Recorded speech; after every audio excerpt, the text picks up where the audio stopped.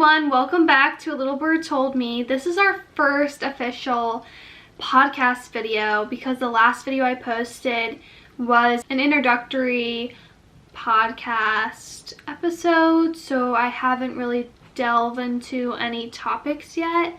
But today we're going to be discussing how I overcame my TV binge addiction. So let me tell you, in college, because I am a recent graduate, I don't know, for any of you who are new, I am a recent graduate from Louisiana State University, and I was very busy in college. I didn't have time to stream tons of TV shows and binge tons of shows. I really didn't have time to do that. But ever since I moved home, you know, in psychology, you kind of become your environment. And in a way, at home, you know, my parents like to watch TV, so naturally I started gravitating towards every night, now that I have time, to watch TV. And we have every single streaming service you can think of, so the opportunity to find a TV show is very high. So I find myself every single time I would go to bed or even during the day streaming shows, whether it was on my phone or on TV or even on my computer, and it got really bad. Like, I am the type of person where I need to watch movies and not TV shows because I will binge, like fully binge TV shows, and it was really bad. Like, it was like 4 months of this. 4 months, like 4 straight months of me constantly every single night watching like 3 episodes of a show that I found, or going through movies like this or something like that. So I constantly was feeling, you know, depressed and not happy and not fulfilled, and I kept wondering why I went from not only like being busy and constantly having success is going to naturally bring you fulfillment, but not even that. I was filling myself with more technology consumption and staring at a screen every night before I go to bed. Another reason why I was probably not sleeping as well. Also, screen time before bed is a big no-no.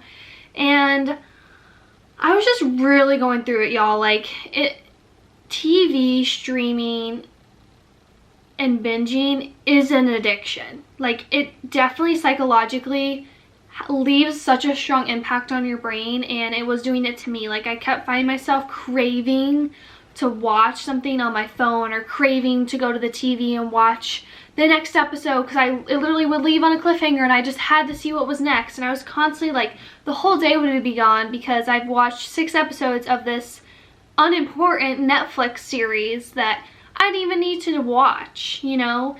And I was constantly feeling so lazy and just like gross after watching TV constantly.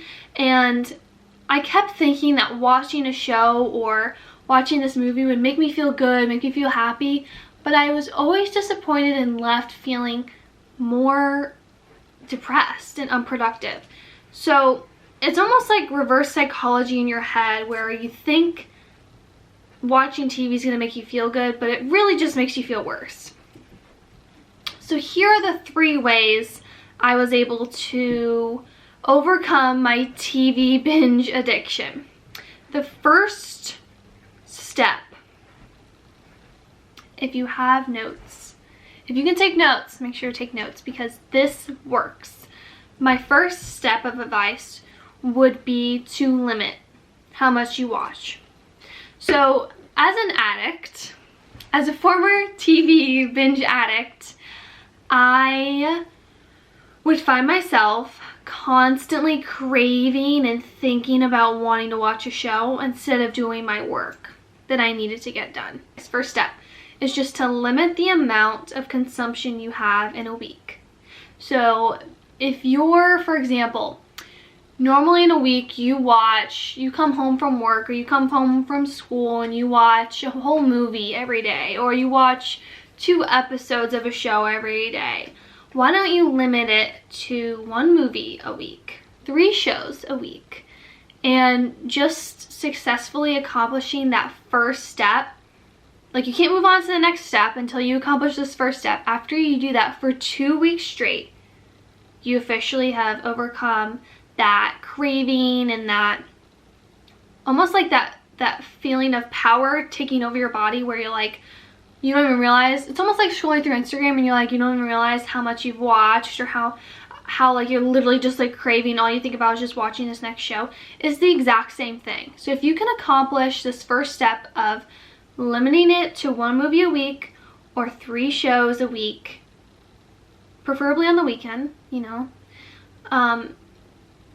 that's a huge step, okay? Step number 2.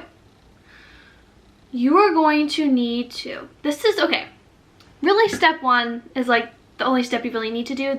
You don't have to do these 3 steps, but this first step is what you definitely need to do, and these other 2 are just to make you a better person, like a more successful, more driven, anti-lazy person is what these next 2 steps are going to be.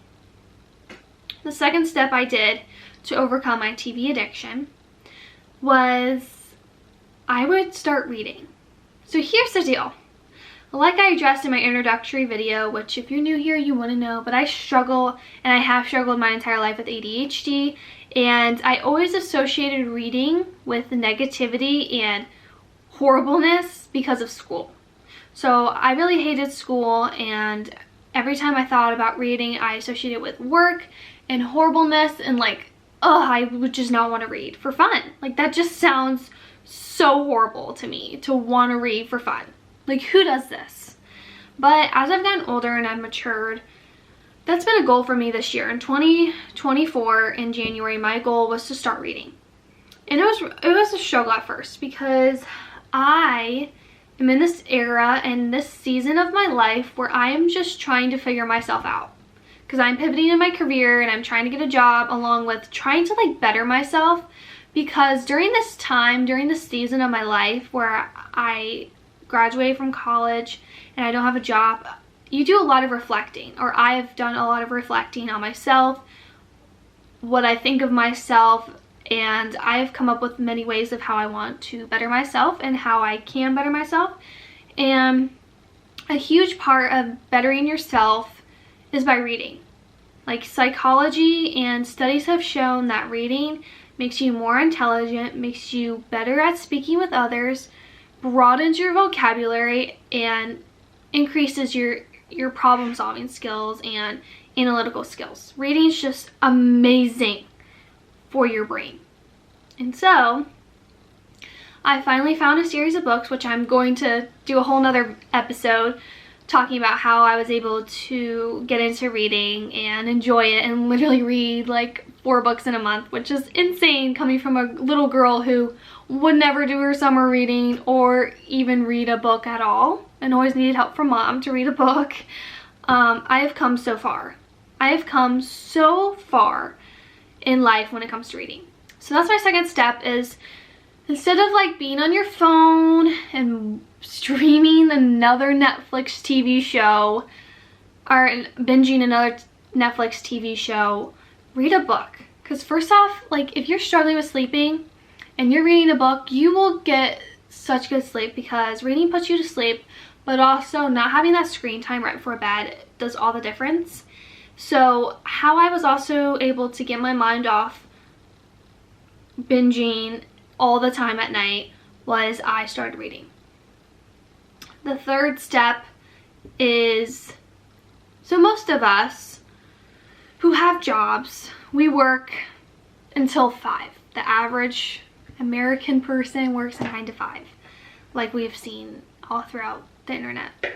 Whether they're like, I don't want to work a 9 to 5, or anti 9 to 5, travel the world, you know.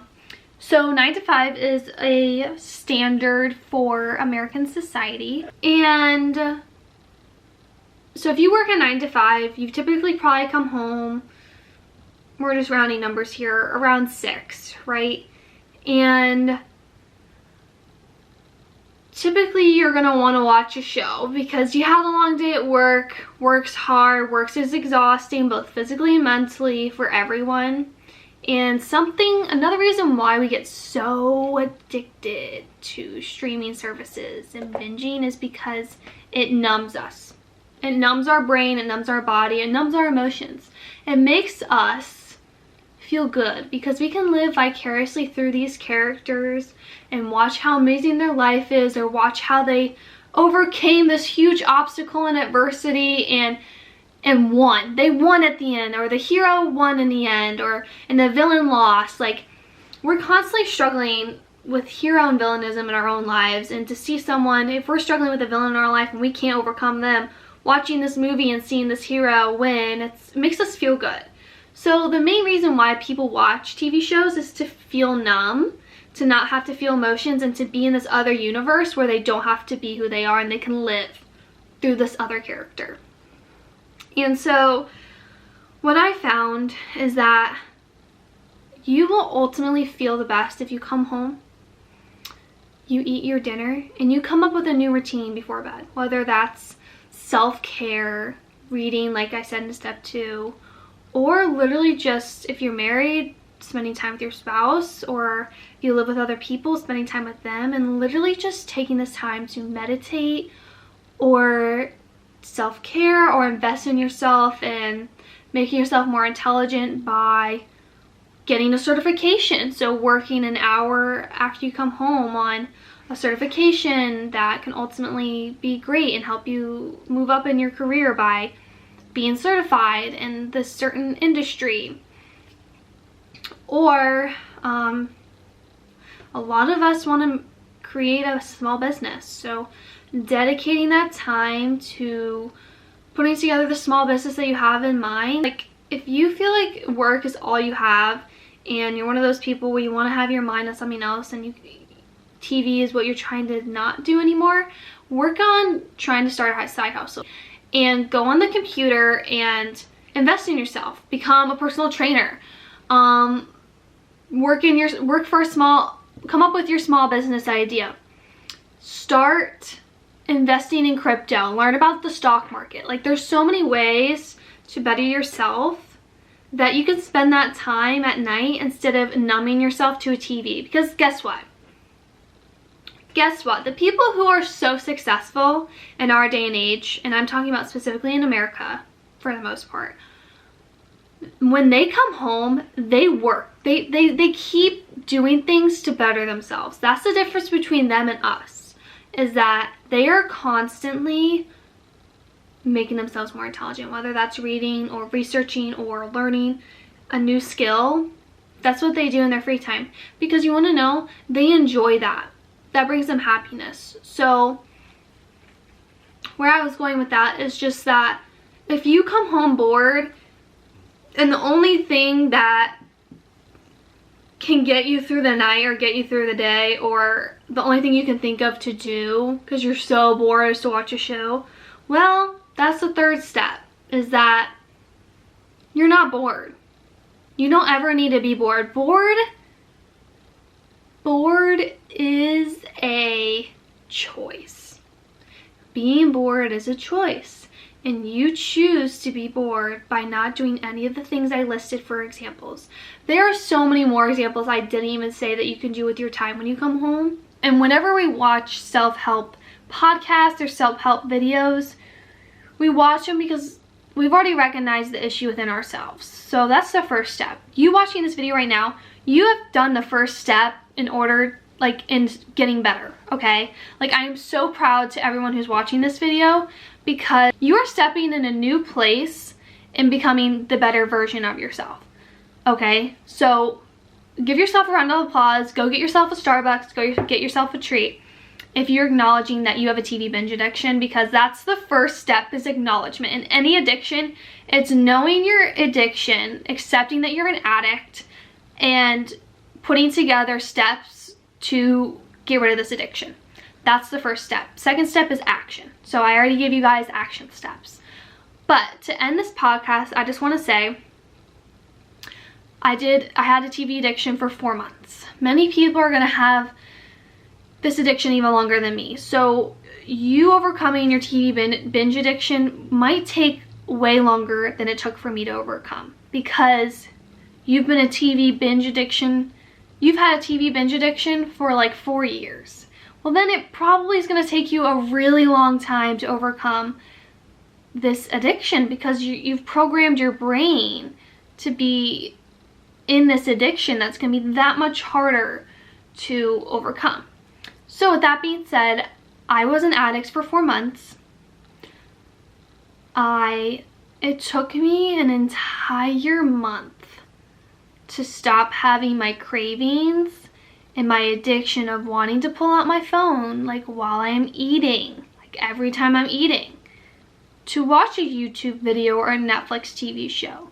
It was so hard to sit in silence and eat, because we as a society are all so addicted to technology that we feel so uncomfortable in a quiet space. So I struggled a lot, and I kept feeling like I was feeling every single time I'd pick up my phone and cave into my craving of wanting to watch that show so I could feel numb and feel happy while enjoying my food. It sounds so stupid, but we all do it. And putting that away, not letting it overcome me, and just being so grateful and thankful that I can be eating right now and that I have this food in front of me and enjoying it, and then maybe just spending time with my dogs while I'm eating. Or if you really can't put the phone away, instead of watching some YouTube video that brings you no benefit, or some TV show that literally has no impact on you, pull up a YouTube, like pull up a video like what you're watching right now of A Little Bird Told Me. Like pull up a podcast or a self-help video where they talk about something that you're struggling with and how you can overcome it, or how you can get better or become more successful or more motivated. Like literally just pull up videos and just listen to them if you can't sit in silence, because silence is hard. So, and it's okay if you don't want to sit in silence, but that's a great alternative. And just know that it took me a whole month to actually get a hold of my actions of wanting to watch a show and not caving in, and also being content with not watching a TV show and not associating TV show with a great day or comfort or happiness, because at the end of the day, it's not going to bring you full fulfillment of happiness, and it's not going to give you that break that you are craving from after work. You're still going to be left empty. So just know at the end of the day, you are going to be left empty, and you just have to accept that. And then eventually you don't even crave, like I don't even crave watching a TV show or a movie anymore. Like I see all these new things on Netflix, I'm just like, before I'd be like, oh my god, I have to watch it right now, oh my gosh, oh my gosh, oh my gosh, I have to watch the whole 10 episodes today because I just have to know what happens. Like I don't have that anymore. I literally don't care. Like I don't care. And it took me 2 months to fully not care.